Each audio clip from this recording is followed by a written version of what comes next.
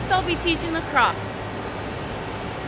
In lacrosse, to pass properly, it's important to have your non-dominant hand at the bottom of your stick and your dominant hand about 1 to 2 hands lengths away from the head of the stick. When you pass, it's important to step with your opposite foot and throw as hard as you can with your dominant hand. Pull down with your non-dominant hand and push with your dominant hand at the same time. To catch, stick your stick next to your shoulder and pull back and give with it as if you're catching an egg. You pull back so the egg won't crack.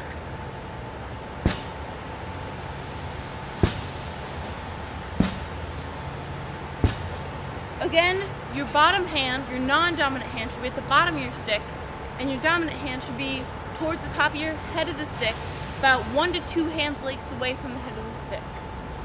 So passing and catching should look like this.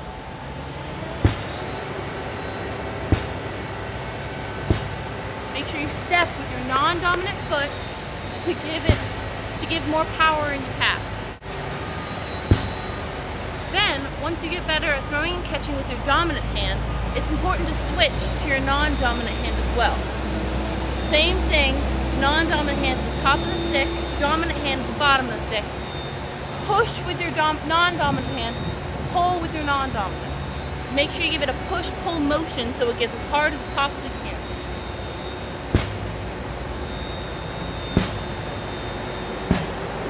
Again, just as if it was with your dominant hand, make sure you give with the ball to properly catch the ball.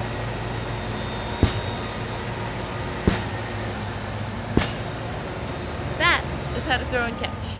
Another very important skill of throwing and catching is the follow-through. When you pull down on the bottom of your stick, make sure that your non-dominant elbow follows through as hard as you can to get the strongest power you possibly can out of your throw, while pulling the stick through so you give it as much power as you possibly can. The more you pull your elbow in, the harder it'll go. So like this.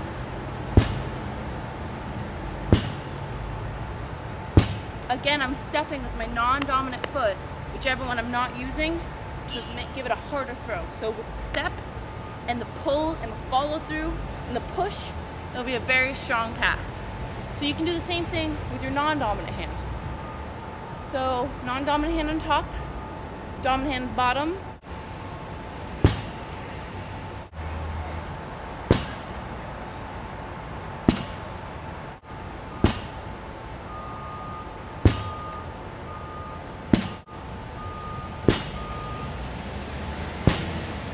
Not all passes are going to be perfect, so you need to be ready to catch it anywhere you can. An ideal catch would be next to the ear of the person, but sometimes that's not possible, so you need to be ready to either bend your knees to get low if you'd rather catch it down there, or jump up, even do a one-hand catch if necessary. No passes are perfect, so just be ready for anything. So again, elbow follow through, pull your elbow down as hard as you can to get an appropriate follow through.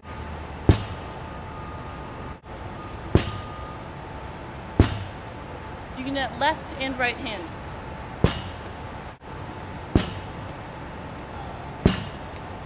That is how you properly throw and catch a lacrosse. The next very important skill in lacrosse is cradling. You cradle a lacrosse ball to keep the ball in your possession. If there's a defender on you, it's important to keep the ball with you. So to do that, because in lacrosse you're allowed to check people, you need to make sure it's in your stick as much as you can. So protect it, you cradle.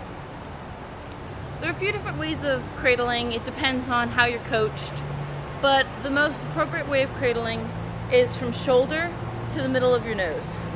So when you cradle with, in this case, dominant hand on top, non-dominant on the bottom, you cradle like this, back and forth. So you twist, it's a twist of the wrist, back, twist, back. You would do this, if so, then you get faster, and it's just very natural to keep the ball away from your defender. However, it's important that it's not too close to your face or too close to your body, because that's called an illegal cradle, and it's not fair to the other team. So, like away, So the other team would be able to check it. However, you're fast enough and you would get it back before they could do that. Cradling is also very important, so you can switch hands. Switch hands if there's a defender on you, on your right side, and so you prefer to go to the left. So you could cradle shoulder to nose, so in the middle of face your shoulder. Also another way is with your stick back like this, is just doing a little up and down, just up and down motion like this. If there's a defender right in front of you and no one behind you, it's a very smart idea to cradle like this. So then if you want to take a shot, you can take a shot. If you want to pass, you're already in the position to do it. This is just like pretty much in every sport, there's a triple threat position, and that is this position where you can pass, you can cradle, you can shoot. Being in this position at all times with the ball is very important. So that is how you cradle. Another important skill in lacrosse is shooting. To properly shoot in lacrosse is almost identical to properly passing. Again, you would want your dominant hand at the top of your stick, your non-dominant hand at the bottom of the stick.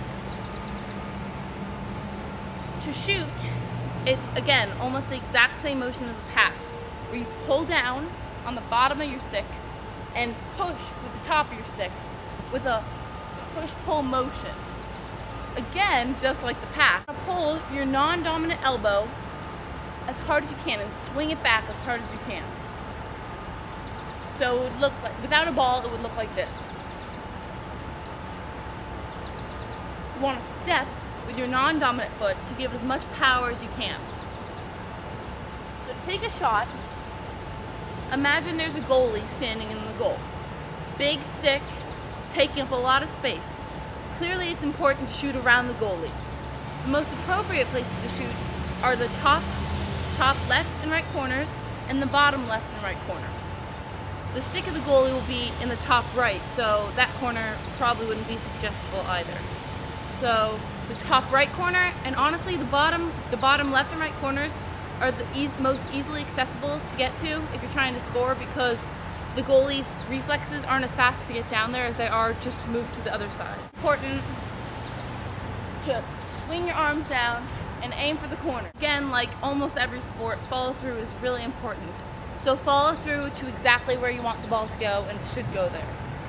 So dominant hand, top of the stick, non-dominant hand, bottom of the stick, step, non-dominant foot, power through, swing the non-dominant elbow through your body, give it a hard shot, give it all you got, and aim for those corners and you'll be successful. Now you can do the exact same thing with your non-dominant hand, because in lacrosse it's really, really important to make sure equally as a threat in your dominant hand and your non-dominant hand, because if not, the defense can just easily take out your dominant hand and you're done. So it's important to make sure you have just as much strength in your non-dominant hand, so you practice both dominant and non-dominant. Shooting with your non-dominant hand is the exact same. Non-dominant hand on top, dominant on the bottom, step with your opposite foot, push, pull motion, right? So push, pull, and you get as much strength as you possibly can. Aim for the corners. With a shot like that, it's hard to miss. Another key aspect of lacrosse is doing a dodge around your defender. A dodge is like in every other sport, like making a move, like in soccer, like a scissor move, or basketball, like doing through the legs. Like there's exactly like that in lacrosse. So in this case, it's called a dodge. If there's a defender sitting in front of me, the most important thing to do is run up to them directly at them. If you run right towards the defender, they have no idea which way you could be going, and they're already off guard. So when you run straight up to your defender, do quick stutter step, so like this. You can cradle if you want to, but it's really not necessary, because when you cradle, it could just pop right out of your stick. So get in front of them, do quick stutter step. Then there are a few different dodges you can do. One of them, if you prefer your dominant hand, and if you are a little weaker in your non-dominant hand, is stutter step. Take a step with your dominant foot and hold the stick out in your dominant hand. Then step around your defender and make sure you seal them off so that their back is touching your back. So when they turn around to guard you, you're already in front of them and they can't really stop you. the right of your defender, step around them, and then run with the stick in front of you so that they can't get it. So if you have your stick like this, they could check it. But if your stick's in front of you, not too close to your body though, so it's an illegal cradle, then they can't do anything about it. So again, and if it was faster, it would look like this. And like that. Another move, if you are a little bit stronger with your left hand, but or non-dominant hand, but still not completely comfortable. So you would run up to the person directly towards them, stutter steps, pick a step with your non-dominant foot, with the ball, the stick, still in your dominant hand, but it's over to your left shoulder, or your non-dominant shoulder, okay? So from dominant side to non-dominant side, step back around them, and then you bring it back to your other shoulder so it's in your dominant hand. So it's like this. And then again, when you run out, sprint, seal them off, sprint, and make sure that ball is in front of you so they can't check it. One more move is if you're very, very comfortable with your non-dominant hand, you run up to them straight on, stutter steps, swing it out in your non-dominant hand, just holding it with one hand. So just one hand, step back around, and then run in front of them. Okay, so fast, it will look like that. And you're good. Those are just a few dodges. There's still, but just knowing a couple dodges and being able to use them regularly in a game will definitely affect your game. Like in any sport, defense is crucial to lacrosse. In defense, there are a few things you need to know. One of them is that you want to make your stick as long as possible so that if someone tries to pass or shoot, your stick is in the way so you could easily deflect it or even intercept it. So you want your hands at the bottom of your stick, bottom hand on the bottom, your non-dominant hand at the bottom of the stick, dominant about 5 to 6 inches above it, ready to go. Or even go one hand if you want to block it, anything to make your stick as long as it can. When you play defense, another important thing is that you hug the tree. I'll show you from the side. So if my defender is here, you want your arms out. There's a tree in between your sticks and your body. You are hugging the tree. You need to make sure you squat, get low, just like in any other sport, so you can be on your toes, ready to go. Arms out as wide as you can, because then if you're like that and they bump into you and they drop the ball, it is not a foul because your arms have not moved. They just ran right into them.